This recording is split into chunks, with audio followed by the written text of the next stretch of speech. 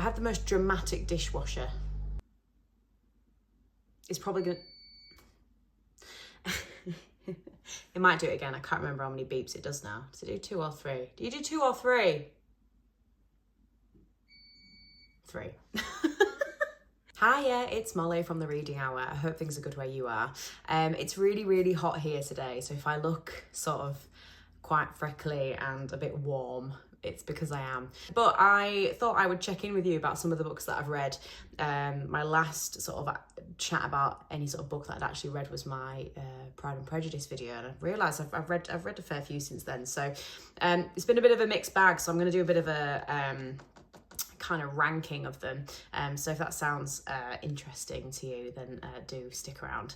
But yeah, let's do it.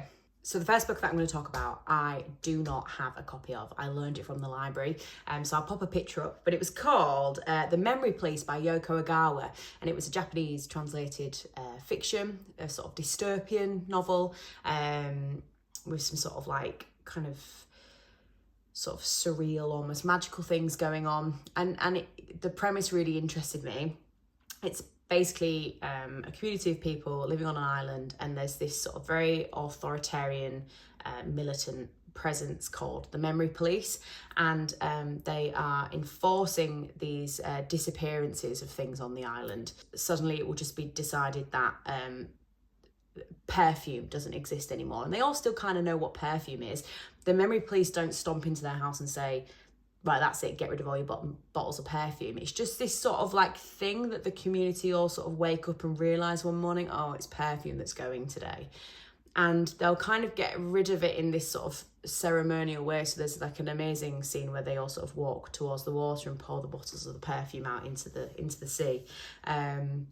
Another one that sticks in my mind is when the birds go, you know, they wake up and they realise that there's no birds in the trees, or the birds are flying away, and people that actually own birds, like parakeets or cockatoos or whatever in cages, they're like going and like shaking the cages out, and the birds are like confused, and then, oh, all right, then they disappear. So it's not that sort of things are enforced in a traditional sense of the word. So, you know, if we're thinking about Nazi Germany and book burning or whatever, it's not really like that. It's more this sort of magical or presence almost on the island that things are slowly taken away. And there are a select group of people that, you know, obviously it isn't going as smoothly for them as other people on the island. They're not conforming as other people on the island do, and that's when the Memory Police get involved. So I thought that was really interesting, and I liked it to start with. But it kind of just didn't really go anywhere for me. I had an issue with the characters. I thought the characters were sort of really, really flat. I don't know if it's because it's translated fiction, and maybe the translation just isn't having an impact on me that it would for a Japanese reader. But I don't think after finishing that is the case. I think that there is a purposeful stylistic choice to make characters lack personality. They're not given many physical descriptions. The dialogue between the characters is kind of bizarre, almost dream-like, which I'm normally sort of up for that sort of weird experimental fiction, but it just didn't build up into what I wanted it to be. Also, it had a very bleak feel to it. There was absolutely no glimmer of hope, really, and so the ending just left me kind of feeling really, really, really flat, and I didn't get a lot of enjoyment out of it. I'm going to talk about something that's a spoiler because I want to talk about it, and then we'll move it along. So yeah, spoilers. Skip to this point if you want to miss that. But one thing that really irritated me is that there is our protagonist is a female character, and she has a friendship with a character who is needing to be hidden by the Memory Police for reasons that I won't discuss. But this character that's needing to be hidden has a wife and child and a brand new baby, and our protagonist hides him. And it's not long until he gets his leg over. Like, they're only a few nights in and they're already going at it. And it just irritated me because there was no sort of remorse or reflection from our protagonist about the fact that she was sleeping with a married man and a new father. And I guess the point is that in the context of the world around them crumbling and everything going to pot, does infidelity even matter in that context? But it mattered to me, and I was annoyed by it, and so I kind of didn't really like her very much, our protagonist, and the character that she's sort of keeping in her house. So there was that, and I just thought it wasn't very nice. Yeah, obviously didn't like that one very much. So the next two, 5 and 6, I think are kind of interchangeable, really, depending on sort of the time of the day, really, for me. I don't think they are fair, like, comparisons of each other either, just because they're just so different. But I think the next one I'm going to go for is Equal Rites by Terry Pratchett. This is the first of the Witches novels. I read Colour of Magic and Light Fantastic this year. I've sort of set myself a goal to, at my own pace, work through the Terry Pratchett novels, and I'm quite happy to sort of take my time with them. I haven't read the next. The next one is Mort, which I think I'm dragging my feet on a little bit. Is that the phrase? Dragging my feet? Dragging my heels? I'm having a moment. Dragging my feet. I'm delaying picking Mort up just because I've read it already and I'm not a big rereader. Yeah, there's this one. So this was an introduction to the witches. We get our first introduction to one of the best loved characters, Granny Weatherwax. The main character, who's called Esk, but I can't remember her full name. There we are, Escarina. So she is, a wizard is formed, right? A wizard is formed when the 8th son of a family has their 8th son. So you've got, so you've got a family and they have 8 boys or whatever, 8 children, and the 8th boy then goes on to have 8 children when he gets older, and his 8th son becomes a wizard, right? And he actually, Escarina's dad, obviously actually has a female, but a wizard comes along anyway to, signify the birth of a new wizard. And my camera cut out and I've opened the door to get some air in because it's so hot. So yeah, wizard comes along to declare Escarina a wizard, but makes the fatal error of not actually checking the sex of the baby. It follows Escarina trying to work out what that means for her and her life, and as her magic sort of developing, realising that it's not quite like Granny Weatherwax's, and that she's going to need a little bit of help with this wizard magic, considering the fact she's a girl. So she and Granny Weatherwax make the journey over to the Unseen University, and the fun begins. I enjoyed this a lot. It was good fun. I'm looking forward to reading more of the Witches novels. As far as I'm aware, Escarina doesn't really appear much after this. Correct me if I'm wrong. I get the impression that she's a little bit of a prototype for Tiffany Aching, and that's probably my biggest criticism of this, is that just Esk as a character is pretty dull. But I think because I've read Tiffany Aching already, and Tiffany's great. Just didn't quite gel with Esk. So that was my main criticism of it, but otherwise it was a great laugh. So yeah, that was Terry Pratchett, Equal Rites. I'm going to check my camera again. I've just realised you've had a great sort of shot of my my wedding picture, me dancing with my dad at my wedding. Really sort of messing about with the angles on this video. But yeah, little picture from my wedding that I love. Okay. So the next book, I've read some Ian McEwan this year. I've been introduced to Ian McEwan this year, and I've thoroughly enjoyed Atonement and The Children Act by him. So I've picked up On Chesil Beach, and I liked this. I think that he's so talented, but this just didn't quite hit the mark of the other two books that I read. And I don't think it's the writing style. I think the writing is still absolutely beautiful, but it's more that I just didn't really gel with what the book was talking about. So this book is about two newlyweds in the 1960s called Edward and Florence, and they're very much in love, and you can tell that they really care about each other. But obviously we're in a time where people got married rather quickly without really knowing much about each other at all. But one of the big things that they don't know about each other is their sort of sexual compatibility, I think I might phrase it. They're both virgins, which I assume was probably quite common at the time. And it's them navigating their wedding night. It's incredibly squirmy. It's hard to read at times. But the sadness of the book comes from the fact that these two people are not able to communicate with each other and reason with each other about the fact that they are quite obviously just two young people with very little experience of sex, and that's okay, and that they will develop that. And I found myself getting frustrated with them because, you know, it's 2025 and we talk about sex quite a lot nowadays, don't we? It's not particularly taboo. And, you know, I sort of almost struggle to sympathise with the issue. They're both nervous for very different reasons. His reason, I think, is more reasonable. He's nervous about performing, and which I bloody hate that word, but basically he's just really nervous about not doing a very good job.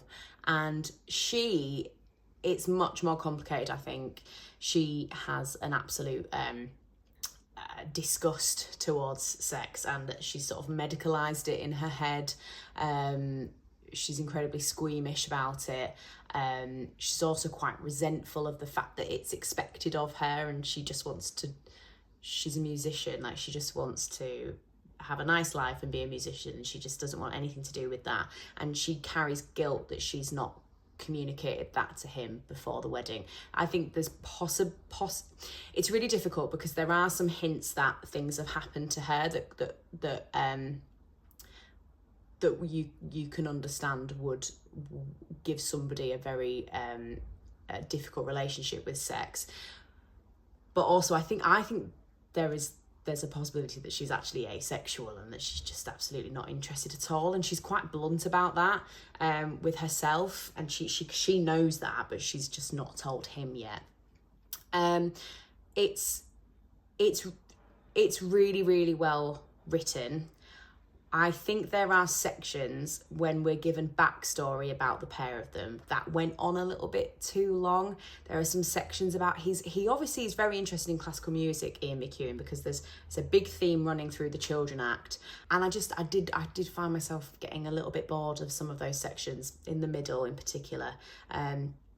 But it's short, it's 160 pages. I'd highly recommend it, especially if you've enjoyed his other books. I think Sarah from Your True Shelf gave it 5 stars. I think I gave it 3.5. So there's obviously, you know, it's done very well, and people think very highly of it and of him and his writing in general. I think I'm going to continue to read McEwan's work. It's just this one that didn't quite do it for me as the other ones did. And maybe I needed to let go of my 2025 brain where I'm getting, like, you know, sex toys freely advertised to me on Instagram or whatever by influencers. You know, like, we're not bothered about these things anymore particularly.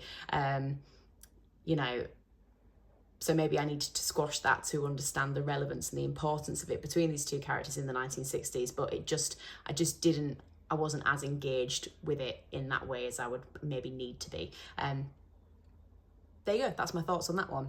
On Chesil Beach by Ian McEwan. I would recommend it, but it's been my least favourite of the 3 that I've read so far. So the next book I want to talk about is Here One Moment by Liane Moriarty. This was a book club pick for my work book club, and I'm not gonna lie, I judged this by its cover. It just didn't. I'm doing this, but it might be this side.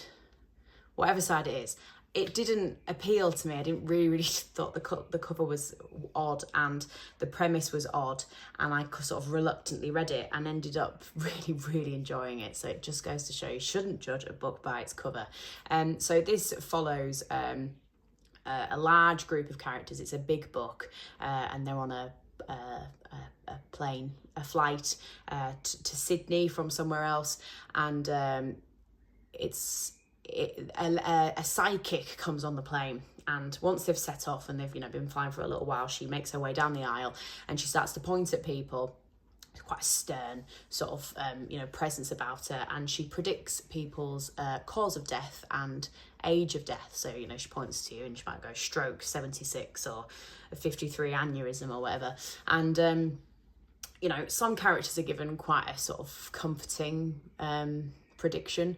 We'd all quite like to die in our 90s of old age in bed, wouldn't we? But that's not the reality for a lot of people. And for some of the characters, they are given predictions like a workplace accident, 44, and he's 43 years of age, right? There's one character, while she's holding her very young child, is the lady points to the child and says 6, drowning, right? That would send me. I'd be spiraling from then until their 6th birthday, that's for sure.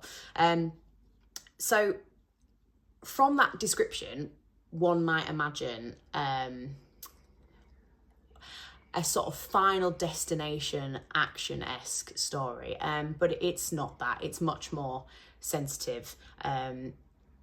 It's more an exploration of death and what death means to us, what a good death is, what we perceive a good death to be and what we perceive a bad death to be.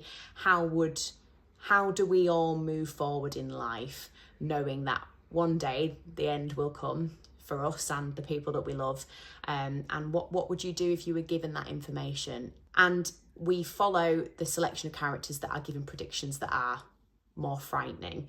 We also get flashbacks dotted throughout from a first person narrative about the psychic and what her story is, why she's doing what she's doing, what the reasoning behind it is. And I loved it. I thought it was absolutely excellent. I thought Liane Moriarty obviously has experience with grief or knows people who have grieved or have lost lots and lots of people in a short amount of time or something, but she was just super intelligent and sensitive about the way that she wrote about these things, in my opinion. I said in my Bookstagram review that she peels away taboo, and that's exactly what she does. This conversation, we had these conversations at book club, and we're all healthcare workers, so we're not sort of we're all sort of used to talking about these sort of things at work, but it was a really wonderful conversation, and I don't know, I just loved it. I thought it was great. So the next one that I didn't read this, I listened to it on audiobook, which is quite rare for me, and I really enjoyed the audiobook, but I might go back and buy myself the book at some point, because I think that this is a book that would benefit from a little bit of note-taking, and that was Everything is Tuberculosis by John Green. John Green has written some sort of YA fiction books.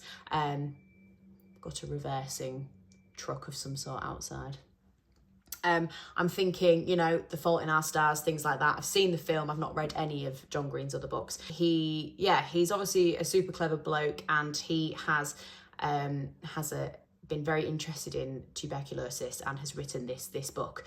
It's really good. When we think of tuberculosis, I think it's, consumption, the Brontes, wasting away in a Victorian mansion somewhere, looking ghostly pale and coughing up blood. And he talks about the sort of tuberculosis being romanticised in that way, the English poet, there's swathes of famous people that have died from tuberculosis through history. And so in this country, in the UK and other wealthy countries, we kind of view it just as that. But actually, tuberculosis kills, oh gosh, he gave us the statistic, but let's have a look. Approximately 1.25 million people die from tuberculosis each year, and this makes TB the second leading infectious killer worldwide after COVID-19. So The thing about TB is that it's super preventable and super curable, but because of health inequalities and racism and disgusting greed, the drugs and the technology to diagnose and treat TB is very much available for us here in the UK, where the disease is not, but is not available in countries where the disease is incredibly prevalent, like John Green in particular covers Sierra Leone. And he discusses people that he met in Sierra Leone when he's been there himself, especially one young man called Henry, who we follow his story throughout it. He gives us a really sort of comprehensive medical history about tuberculosis, the different terms for it, what different sort of ancient civilizations, how they used to treat it, what they thought of it. He talks a lot about stigma, and basically just that we're sort of failing huge proportions of humankind, and that if we just cared a little bit more, we might be able to make change. And I think that's the purpose of his book, is, you know, and I hope that, I mean, I've seen quite a few people talking about this, so I hope that it's going to make the impact that he's wanting it to. And there was a really interesting sort of section at the end of the book about the things that he's been able to support with, and the people that he's met that are TB survivors and that are sort of pushing for there to be restrictions and policies to look at how much these pharmaceutical companies are charging, and how they're making it completely inaccessible for people that actually need the drugs, and yet it's available for people that don't. So yeah, it's a worthy read. Okay, the next one, I read Lord of the Rings, and since recording this video, I have just picked up the Two Towers as well. So I've decided that I'm going to do a sort of full video on all three books. So yeah, if you want to hear my thoughts on the Fellowship of the Ring, you're just going to have to subscribe, aren't you? Sorry. Let's have a little preview. The voice of Pippin was suddenly lifted up above the others in one of Bilbo's favourite bath songs. Sing hey for the bath at close of day, that washes the weary mud away. A loon is he that will not sing, oh water hot is a noble thing. I mean, that goes on for quite a while. I'm going to talk about my number one book that I have read over these past few months, and that is The Blue Book of Nebo by Manon Steffan Ross. Okay, this was remarkable. For some reason, and I don't really understand why, at the top of it, it says a multi-award winning YA novel. I don't know what on earth makes this book YA. I don't think it is YA. This broke me apart. I was absolutely sobbing with this one. It's got some incredibly dark themes. It's incredibly grown up. I don't really know what's YA about it. YA, that's not to knock YA. It's just I don't really understand how it's YA, and I don't want that to put anybody off, because it's excellent. So this is the story about the end of the world, and they call it The End, and we're following a mum and her son and her much younger daughter in rural Wales. So the reason it's called The Blue Book of Nebo is because that's what they are. It's their book about writing about their experiences. So we get chapters from the young boy's perspective of kind of his memories of before the end, a few memories that he has, but mostly what's sort of been going on since the end came. And we also get chapters from the mother of her memories and experiences sort of prior to this and sort of the transition into this time. We've obviously got a much younger daughter, and there's obviously the fact that she's had this baby after the end, so we're not quite sure how that baby has come to be, and that's kind of one of the mysteries of the novel. There is also a nuclear plant close by, and it's not that because it's all very vague about how the world has ended. We just know that bombs have been dropped on major cities, and then the power's gone out, and that's kind of been it. And then there is a nuclear power plant site, whatever, local to them, that obviously when there is no power is not being managed correctly, and so we're getting, you know, the sort of the fallout from that. Sorry, I've got someone trimming their grass outside. So I'm not going to talk too much about the plot because it's short and not a great deal happens, and I think you are at risk of spoiling this for somebody. But like, I think I'm going to say it, like, huge trigger warnings. Like, I've kind of spoken a little bit around it, but I'm not.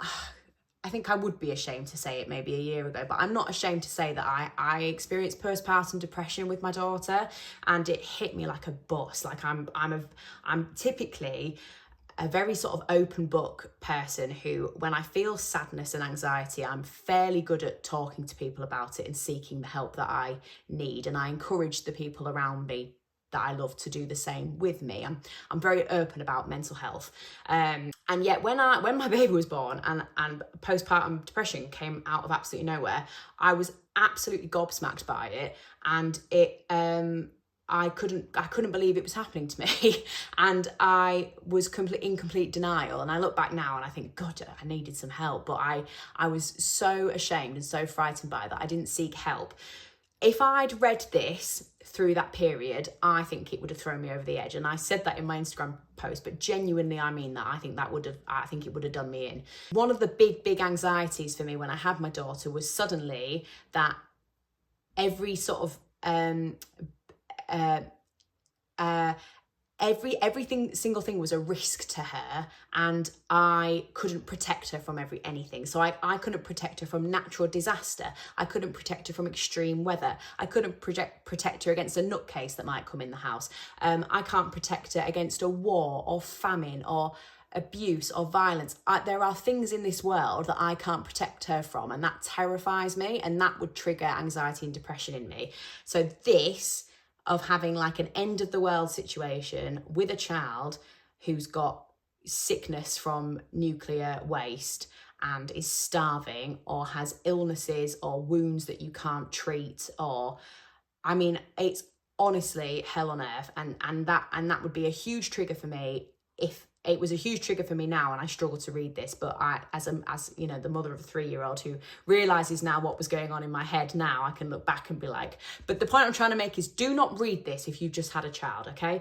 Or if you feel incredibly delicate about those sort of things. So all that being said, you must be thinking, Christ, Molly, why on earth have you put this at the top of the list and recommending this to me? Because it's incredibly sad, and it's incredibly close to home for me. It made me think about all the children in Gaza at the moment. It made me think about mothers trying to protect children in these environments. And I just think it's incredibly relevant. And I felt I had like a religious, spiritual experience reading this book. It is so powerful. Also, it's beautifully written. It's quite blunt in its writing style, but it's incredibly effective.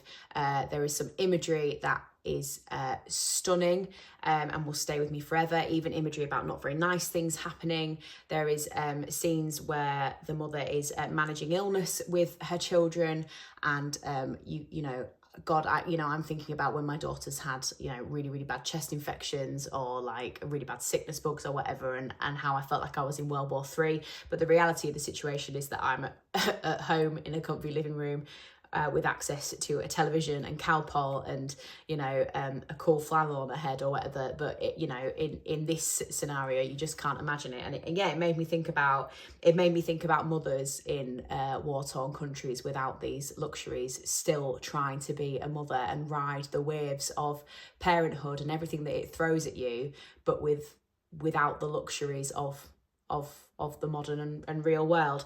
As well as that, unlike The Memory Police, this is full of hope. There is hope there. And out of these experiences, a lot of good things have come. A lot of, the relationships between the characters, the young lads' skills you know, what he's built there for them, the polytunnels that he's building, the way that they're farming. There's this beautiful section about he's planted seeds and he's looking at them, you know, starting to come up through the soil, the plants coming up through the soil, you know, of things that they're going to eat. And it was just gorgeous. And so that even though all these horrendous things are happening and they're so vulnerable and so at risk, there still was this these beautiful discussions about, well, what would happen if we peeled away the modern world? How would we survive, and how would our families continue, and how would we parent? And there was an element of the beauty of their relationships now that they were on their own, feeding themselves from the earth, building their homes, and I don't know, hope for the future for these characters. And yeah, this will stay with me forever. Sorry if that got a bit deep, but it's because this was deep. This is really deep, and I guess I loved it. It's been one of my favourite books this year so far. Probably one of my favourite books I've ever read. But I just really need to preface that don't go into this if you are feeling delicate or sensitive, especially if you've just had a child, because it'll knock you out. It really will. But yeah, that's kind of me. That's sort of a bit of a sort of wrap up of everything that I've sort of been reading recently. I hope it's been fairly interesting. It's definitely going to be a long one. I was finding that as well, with the limited time that I had for this hobby, I was planning filming and editing booktube videos more than I was actually getting time to read. So I have enjoyed just sort of slowing down the uploading, reading a selection of books, and then being able to make this video. It's been really nice. So I hope you've enjoyed this. Yeah, that's all I've got for you, really. Leave me a comment, subscribe if you want to, don't if you don't. And yeah, I'll see you soon. Bye.